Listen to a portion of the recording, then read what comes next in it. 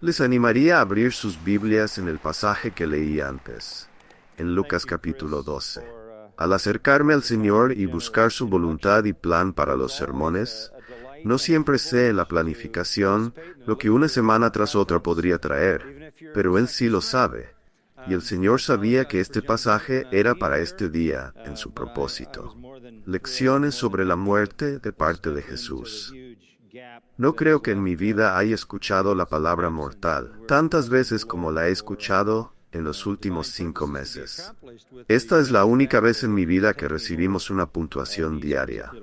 No de deportes, sino la puntuación de la muerte todos los días. Y debemos admitir todos, que la vida es una enfermedad terminal para todos nosotros.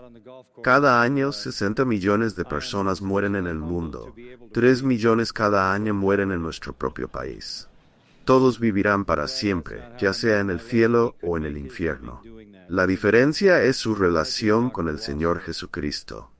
¿Es Él su Salvador o es Él su juez? La percepción popular de Jesucristo es que Él es una figura que debe definirse por el amor y la paz. Ciertamente eso es cierto. Es cierto para aquellos que creen en Él, para aquellos que se arrepienten de sus pecados y lo reconocen como Señor y Salvador. Para ellos habrá amor eterno, paz y gozo. Pero eso no es el cuadro completo. ¿Qué pasa con aquellos que lo rechazan? Este es el mensaje más importante que el mundo jamás escuchará. Y la Iglesia es el centro de proclamación de este mensaje de salvación. En el versículo 51 de Lucas 12, Jesús les hace una pregunta a la multitud. Es una gran multitud. Si vamos al principio del capítulo 12, en el versículo 1, dice que miles de personas, literalmente la palabra ahí significa 10,000, decenas de miles de personas lo escuchaban. Les dice en el versículo 51, ¿suponéis que he venido a dar paz en la tierra? ¿Qué pensáis? Después de todo, eso es lo que los judíos pensarían. Isaías lo llamó el príncipe de paz. Zacarías, el sacerdote que era el padre de Juan el Bautista, dijo que cuando el Mesías viniera, los conduciría por el camino de la paz. Jesús les dijo a sus seguidores en el aposento alto la noche de su traición, la noche antes de su muerte, «Mi paz os dejo». Él realmente declaró que traería al mundo un reino espiritual de paz, Romanos 14, y algún día un reino terrenal de paz. Todo eso es cierto. Dios es un Dios de amor. Cristo, la expresión de ese amor, porque de tal manera amó Dios al mundo, que dio a su Hijo para comprar nuestra salvación. Jesús amó a los suyos que estaban en el mundo hasta el máximo. Él es la fuente del amor y Él es la fuente de la paz. Pero eso no es toda la historia. Volviendo al versículo 51, ¿suponéis que he venido a dar paz en la tierra? Os digo que no, sino división. Una palabra fuerte, por cierto, en griego significa una separación hostil. No solo una simple división, sino una separación hostil. De hecho, en Mateo 10:34, Mateo dice que él lo llamó una espada, una machira, que era un arma llevada por un soldado. ¿Y cuál es la naturaleza de esta división? En el versículo 52, 5 miembros en una casa estarán divididos, 3 contra 2 y 2 contra 3. Estarán divididos, padre contra hijo, hijo contra padre, madre contra hija, hija contra madre, suegra contra nuera y nuera contra suegra. Y será hostil. Nuestro Señor va inmediatamente al lugar con los lazos más íntimos, duraderos e irrompibles, y dice, «Vine para crear hostilidad donde hay amor, afecto e intimidad». Él vino a ser un divisor. Jesús es un divisor.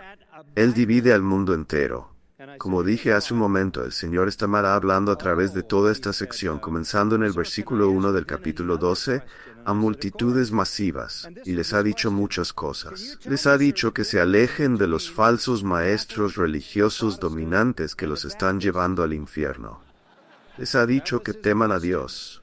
Les ha dicho que lo confiesen como Señor y Mesías.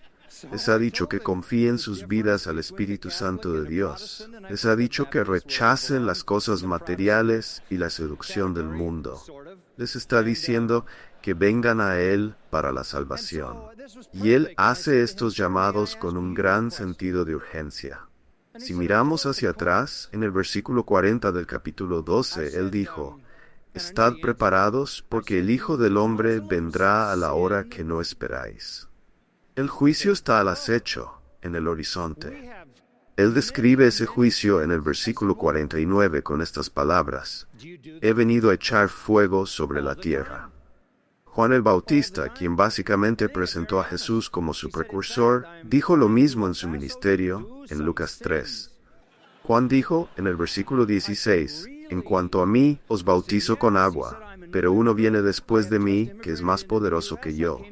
Yo no soy digno de desatarle la correa de su calzado. Él os bautizará con el Espíritu Santo y con fuego.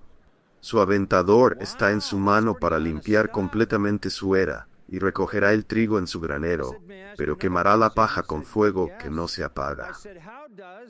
Ese fue el mensaje del precursor de Jesús. Él viene a traer fuego, a echar fuego sobre la tierra. En Juan 9:39 Él dijo, «Para juicio he venido a este mundo». En el capítulo 5 de Juan, versículo 22, dice, «Porque ni siquiera el Padre juzga a nadie, sino que ha confiado todo juicio al Hijo, para que todos honren al Hijo como honran al Padre. El que no honra al Hijo, no honra al Padre que lo envió. Ciertamente, ciertamente os digo, el que oye mi palabra y cree en aquel que me envió, tiene vida eterna, y no vendrá a condenación, sino que ha pasado de muerte a vida». La diferencia entre el juicio y la vida eterna es lo que haces con Jesucristo. Él será tu Salvador o tu juez final. Hay una declaración asombrosa en el versículo 49. Jesús dice, «He venido a echar fuego sobre la tierra y ojalá ya estuviera encendido». Esto podría sorprenderte porque la idea que la mayoría de las personas tienen de Jesús es que Él es una persona sentimental, amorosa y pacífica, y nada más. Pero aquí Él dice, «Ojalá ya estuviera encendido el fuego». Él desea que ya haya comenzado el juicio. Si esto te parece extraño para tu entendimiento de Dios, entonces no comprendes que Dios es un Dios de justicia, santidad, rectitud, ira y venganza. Puede parecer extraño para los incrédulos que esto esté tan alejado de su percepción de Jesús, y sin embargo, su santidad anhela el juicio. ¿Por qué? Para poner fin al pecado y a los pecadores, porque han invadido su presencia y su universo santo ha caído. Es generación tras generación de pecado y pecadores, y Él anhela ver todo esto terminar. Para Jesús había un deseo de santidad, rectitud total, pureza absoluta. Esa será la realidad en el cielo eterno. Lo sorprendería si Jesús no tuviera ese deseo. ¿Cuánto pecado puede tolerar un Dios santo? ¿Cuántas generaciones deben pasar antes de que Él tenga que lidiar con la blasfemia contra Él? Él debería desear que el fuego ya hubiera comenzado y que el fin del pecado ya hubiera llegado. Pero miren el siguiente versículo, el versículo 50.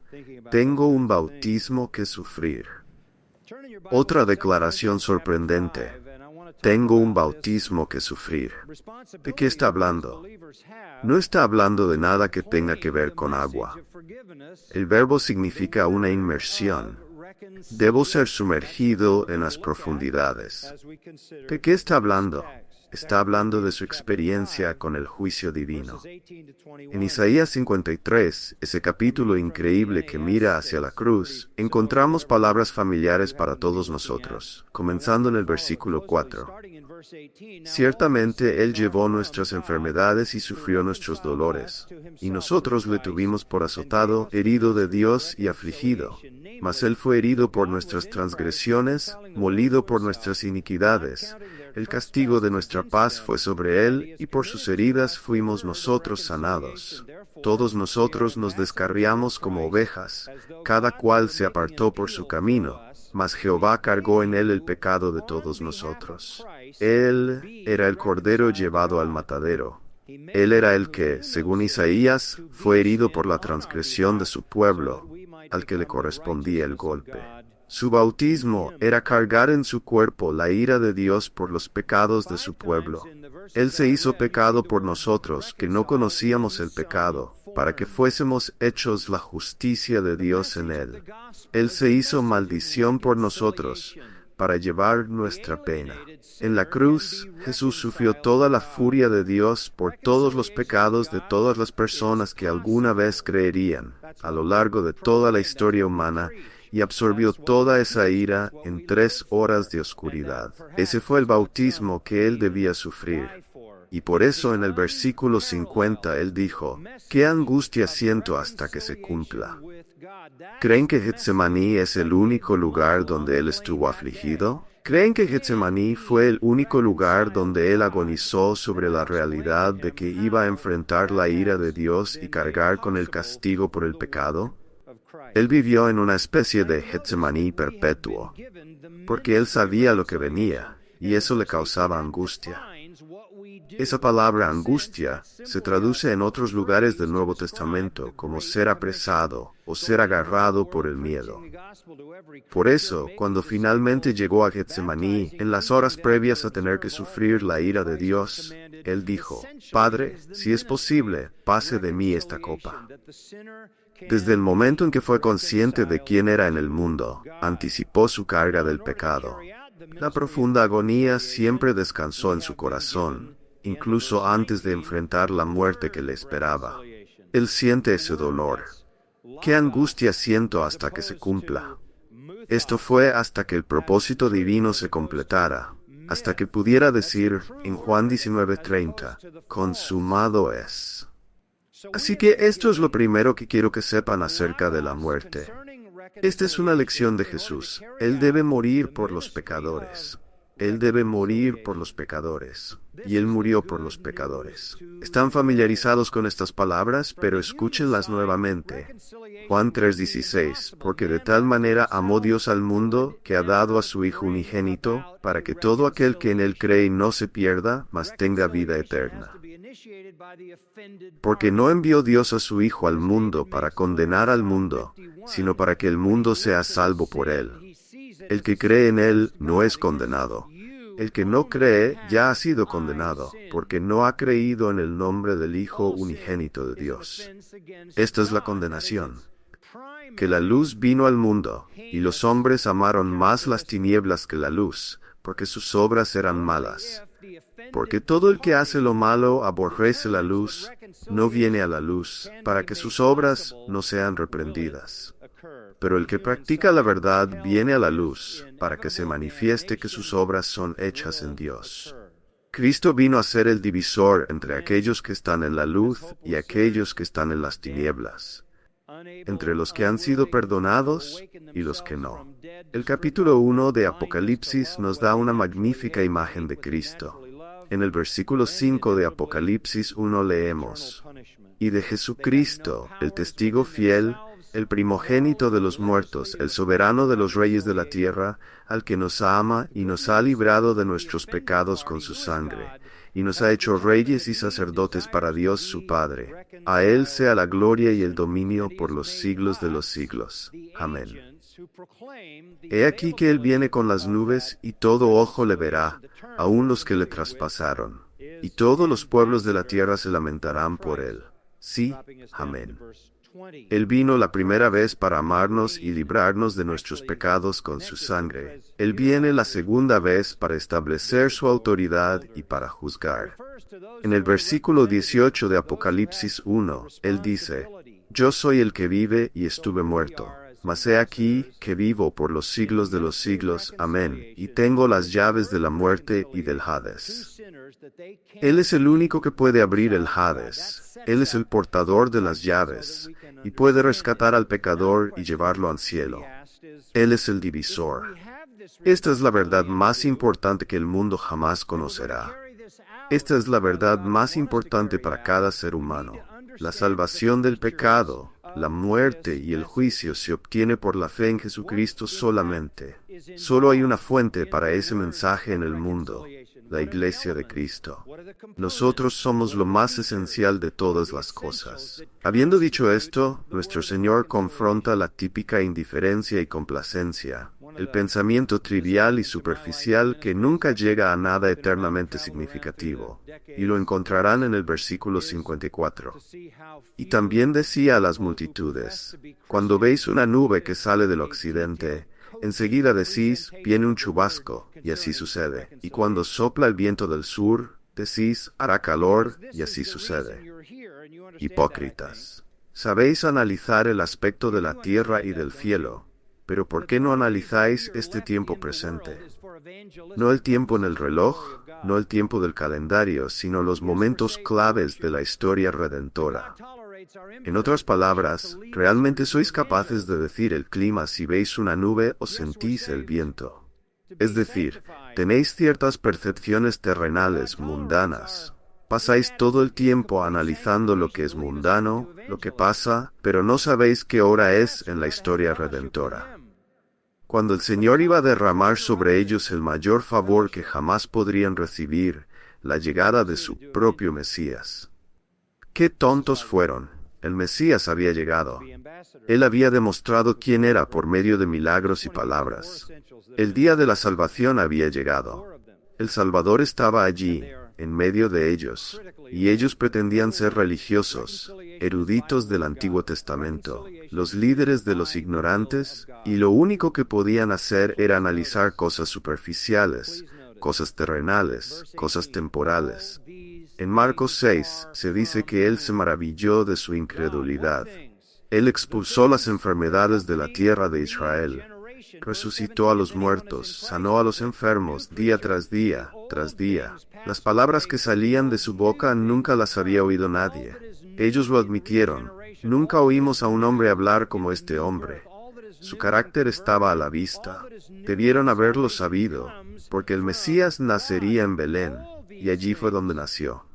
Y todas las profecías sobre cómo sería el Mesías eran muy evidentes en él. Ellos podían predecir el clima, pero no sabían qué hora era espiritualmente. Eso sigue siendo el caso. Dios es un Dios de compasión y misericordia. Y aquí estamos 2000 años después, y todavía es el año favorable del Señor. Aún hay tiempo. Su gracia se extiende a nosotros. Por eso, en cuanto Pablo hace la gran confesión de 2 Corintios 5:21, al que no conoció pecado, Dios lo hizo pecado por nosotros, para que nosotros fuésemos hechos justicia de Dios en él. Pablo continúa diciendo inmediatamente, porque en el tiempo aceptable te he oído, y en el día de la salvación te he socorrido. He aquí ahora el tiempo aceptable, he aquí ahora el día de la salvación. Hermanos, están viviendo en el día de la salvación. Desde que Jesús llegó hasta el día de hoy, sigue siendo el año favorable del Señor. El Creador, el Redentor, ha venido a ser Salvador y Señor, trayendo perdón y vida eterna.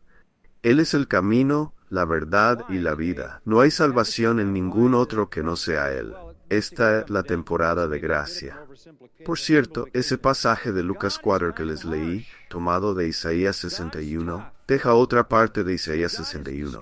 Isaías escribió, es el año favorable del Señor, y también el día de venganza de nuestro Dios. Isaías estaba diciendo que cuando viniera el Mesías, habría un día favorable, y luego vendría un día de venganza. Todavía estamos en el día favorable. Así que la primera lección sobre la muerte de parte de Jesús es que Él vino, murió para proporcionar este día favorable de salvación, que sigue abierto. Las puertas del cielo siguen abiertas. La puerta estrecha sigue abierta. La venganza de nuestro Dios aún no ha caído. A la luz de esa realidad de su propia muerte, el Señor nos da 3 ilustraciones vividas. Miren el versículo 57. Aquí está la primera y vamos a aprender 3 lecciones. ¿Por qué no juzgáis por vosotros mismos lo que es justo? Porque mientras vas con tu adversario a presentarte ante el magistrado, en el camino haz todo lo posible por llegar a un acuerdo con él, no sea que te arrastre ante el juez, y el juez te entregue al oficial, y el oficial te eche en la cárcel. Te digo que no saldrás de allí hasta que hayas pagado el último cuadrante. Aquí está la primera lección. Tú vas camino al juicio, vas a estar ante el juez. Sería prudente llegar a un acuerdo antes de llegar allí. Esa es la lección. ¿Por qué no juzgas por ti mismo lo que es justo? ¿Por qué no miras lo que realmente es justo? Lo que más necesitas es tratar el asunto de lo que es correcto. Al principio del capítulo 12, nuestro Señor comenzó este sermón diciendo en el versículo 2, «No hay nada cubierto que no haya de ser revelado, ni oculto que no haya de saberse. Así que todo lo que habéis dicho en la oscuridad será oído en la luz, y lo que habéis hablado al oído en los aposentos será proclamado desde las azoteas. Les digo a ustedes, amigos míos, no temáis a los que matan el cuerpo y después de eso no pueden hacer nada más. Pero les advierto que teman a aquel que después de haber matado tiene autoridad para echar en el infierno. Sí, les digo, teman a él. Temed al juez eterno. Teman al Dios eterno. Han violado su ley y su santidad. Mejor es que miren el asunto de la justicia.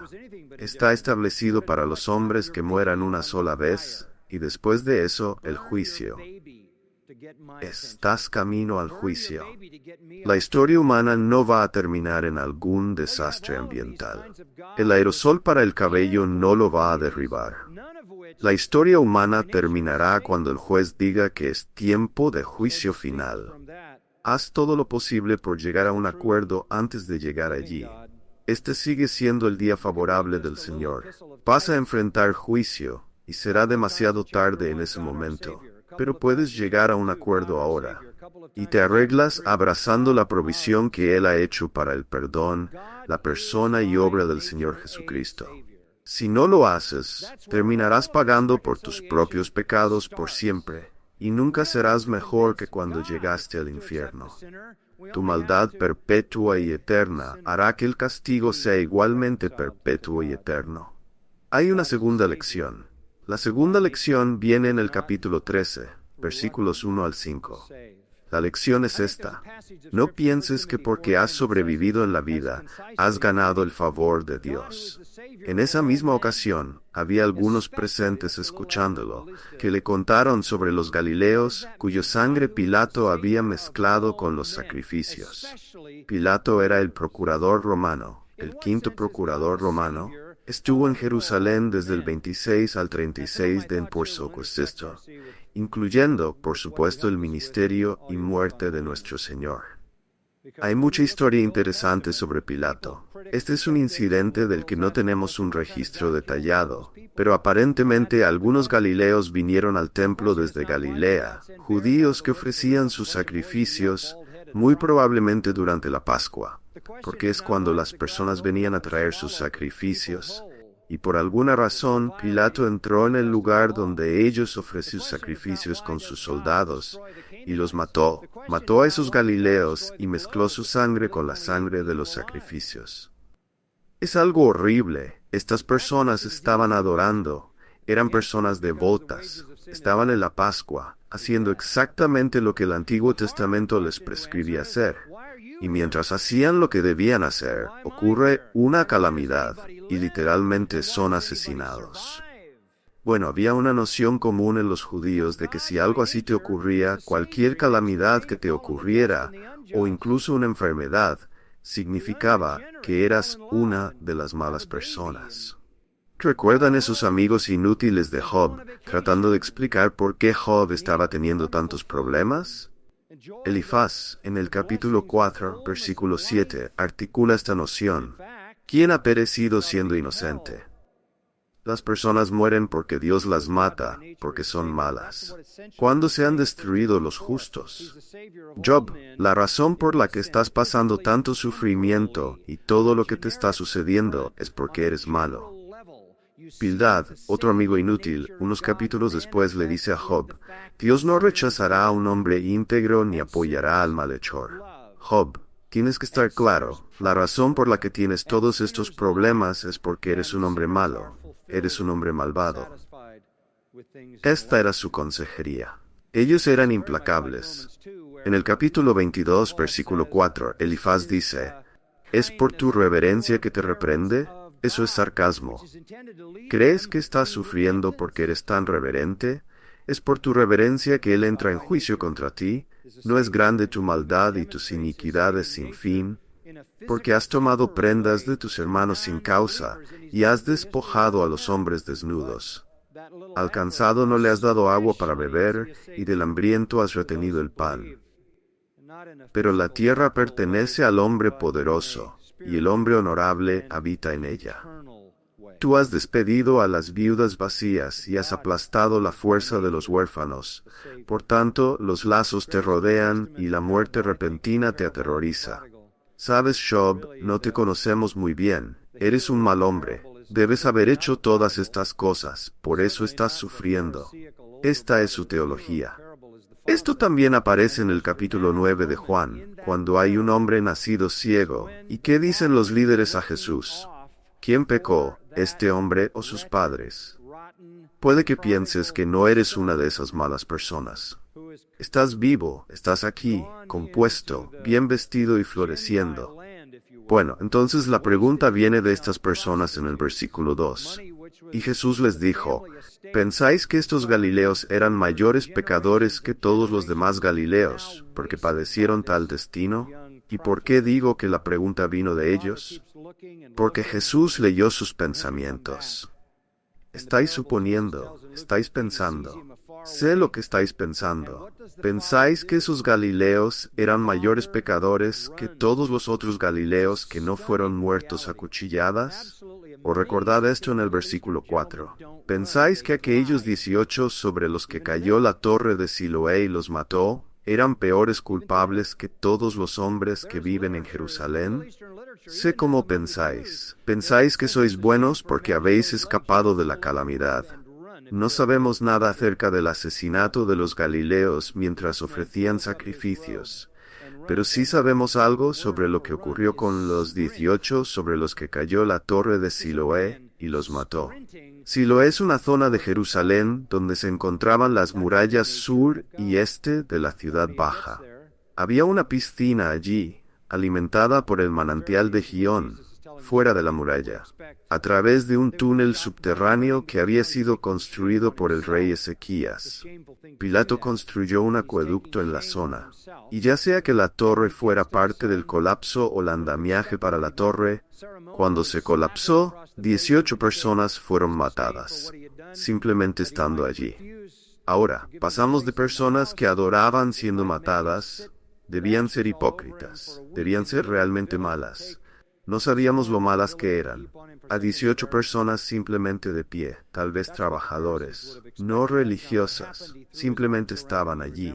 Así que los titulares de la Gaceta de Jerusalén dirían, 18 personas fueron aplastadas por el andamiaje que cayó del acueducto cerca de Siloé. Entonces, ¿qué pensáis? ¿Pensáis que ellos eran peores que todos los que no fueron aplastados? Esa es la comprensión típica de los seres humanos. Estoy bien, soy una buena persona, mirad. Veamos la respuesta de Jesús en el versículo 3. Os digo que no, pero si no os arrepentís, todos igualmente pereceréis. Versículo 5. Os digo que no, a menos que os arrepintáis, todos igualmente pereceréis. No estás vivo porque seas mejor. No estás vivo porque seas una buena persona, no. Es una afirmación enfática en griego. Simplemente porque no has sido alcanzado por calamidad no significa nada. La verdadera calamidad te alcanzará si no te arrepientes. La cuestión no es cómo mueres o de qué mueres, como si Dios midiera las muertes calamitosas evaluando a las personas por su maldad. Vas a morir, y si mueres sin arrepentirte, perecerás. Eso es una lección sobre la muerte, ¿no es así? Estás camino al juicio, vas a encontrarte con el juez. Mejor es que resuelvas antes de llegar allí. Lo que sucede en tu vida puede parecer bendición porque las cosas están bien. Otros han muerto, pero no tú. Eso no significa nada. No es cuándo mueres o cómo mueres. Lo importante es si te arrepientes. Incluso los santos del Antiguo Testamento decían a Dios, ¿por qué prosperan los impíos y por qué a veces sufren los justos? Porque las cosas que ocurren en esta vida no son lo último. Más vale que te arrepientas de tu pecado, te arrepientas de tu incredulidad y vengas a Cristo. Hay una tercera lección que nuestro Señor enseña. Al final de la llamada al arrepentimiento, empieza a contarles una parábola, una ilustración, una historia. Un hombre tenía una higuera que había sido plantada en su viñedo, y vino a buscar fruto en ella, pero no encontró ninguno.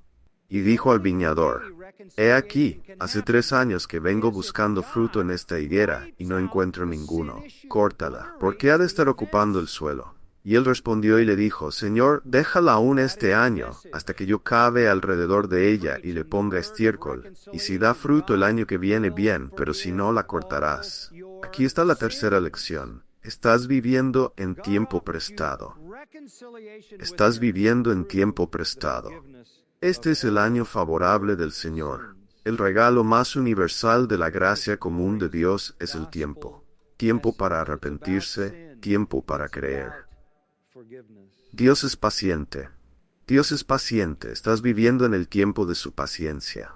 No puedo resistir. Salmos 103, uno de mis salmos favoritos. Solo para ver un par de porciones. Bendice alma mía al Señor, y bendiga todo mi ser su santo nombre. Bendice alma mía al Señor, y no olvides ninguno de sus beneficios. Él perdona todas tus iniquidades, Él sana todas tus dolencias, Él redime tu vida del hoyo, te corona de misericordia y compasión. Él sacia de bien tu vida, de modo que tu juventud se renueva como el águila. El Señor ejecuta justicia y juicio a todos los oprimidos. Dio a conocer sus caminos a Moisés y a los hijos de Israel sus obras. El Señor es compasivo y misericordioso, lento para la ira y grande en misericordia. No contenderá para siempre, ni para siempre guardará el enojo. No nos ha hecho conforme a nuestras iniquidades, ni nos ha recompensado conforme a nuestros pecados. Porque como están los cielos sobre la tierra, así de grande es su misericordia para los que le temen. Y como está el oriente del occidente, así aleja de nosotros nuestras transgresiones. Como el Padre se compadece de los hijos, así el Señor se compadece de los que le temen. Dios es compasivo, misericordioso, gracioso y paciente. ¿Pero qué nos dice la historia? Bueno, el árbol singular, el árbol de higos, habla de una realidad solitaria. Podría ser Israel, como se menciona aquí, estoy seguro de que lo es, pero más allá de eso, habla de cada persona. Cuando Dios viene a buscar fruto, evidencia de salvación, el fruto de la justicia, y no encuentra ninguno, podría ser el momento de decir: córtalo, ¿por qué sigue ocupando el terreno? Y luego alguien interviene: déjalo, Señor, por este año hasta que cabe alrededor de él y le ponga estiércol. Y si da fruto el próximo año, bien, pero si no, córtalo. Esto nos indica que se puede apelar a Dios con base en su compasión para retrasar el juicio. Estás viviendo en tiempo prestado. Cada ser humano vive en tiempo prestado. No sabes cuándo ese tiempo se acabará. Recuerdo el 11 de septiembre. Ocurrió un martes, y unos días después estaba en CNN con Larry King, y me preguntó: ¿cuál es la lección del 11 de septiembre? Le respondí que la lección del 11 de septiembre es que no sabes cuándo vas a morir. Esa es la lección. Esa es la lección. Mejor salda tu cuenta antes de enfrentarte al juez. Vas a morir y no estás a cargo de tu muerte, y no sabes hasta qué punto ya has llegado. Tal vez hayas agotado simbólicamente tus 3 años, y ahora estás en el 4.º año, el último año, y si no te arrepientes, serás cortado en juicio. Creo que nunca he oído, como mencioné al principio, a tantas personas hablar sobre la muerte de manera tan superficial. Cuando hablas de la muerte, estás hablando de la eternidad. Estás hablando de un infierno eterno o un cielo eterno. ¿Es necesaria la iglesia en un tiempo como este? ¿Es necesario el Evangelio en un tiempo como este? No necesitamos ser quienes somos como iglesia en el mundo y levantarnos para declarar la verdad del Evangelio que rescata a los hombres del juicio final y eterno. Nunca ha habido un tiempo cuando el mundo no haya necesitado el mensaje de la verdadera iglesia. Tengo que decir la verdadera iglesia. Me duele pensar en eso, pero hay tantas formas falsas de iglesia que deberían cerrarse. Este es el día de la salvación y proclamaremos el glorioso Evangelio que salva. Oremos. Padre nuestro, sabemos que nos has creado para un tiempo como este. Pensamos en los himnos que cantamos, los cuales fueron escritos en tiempos horribles de sufrimiento y muerte, y los santos siempre estaban juntos para cantar tus alabanzas y proclamar tu evangelio, mientras la gente a su alrededor moría. Estamos agradecidos de que este no sea un tiempo tan severo. No es una guerra donde mueren millones, no es una plaga donde mueren millones. Pero millones están muriendo, 60 millones este año, y nos has dicho que vayamos a todo el mundo y prediquemos el Evangelio. Y has dicho que quien crea recibirá vida eterna. Pero ¿cómo creerán, a menos que tengan un predicador? Porque la fe viene por el oír la palabra de Cristo. Así que la iglesia se levante, que la iglesia se levante y sea la iglesia proclamando el glorioso Evangelio de Jesucristo en esta época favorable de la historia redentora. Y Señor, extenderías graciosamente ese tiempo prestado un poco más para reunir más personas en tu glorioso reino. Te agradecemos por habernos llamado a ser tu voz en el mundo. Oramos, Señor, que nos des gozo al servirte. Danos frutosidad en la vida de otros, y que experimentemos en nuestras propias vidas esa confianza que pertenece a los que son de Cristo, que mayor es el que está en vosotros que el que está en el mundo, y que hemos sido hechos para un tiempo como este, para proclamar tu evangelio con amor y compasión en este tiempo donde aún se extiende la gracia. Salva a los pecadores, Señor, para tu gloria, te lo pedimos, y todos dijeron amén.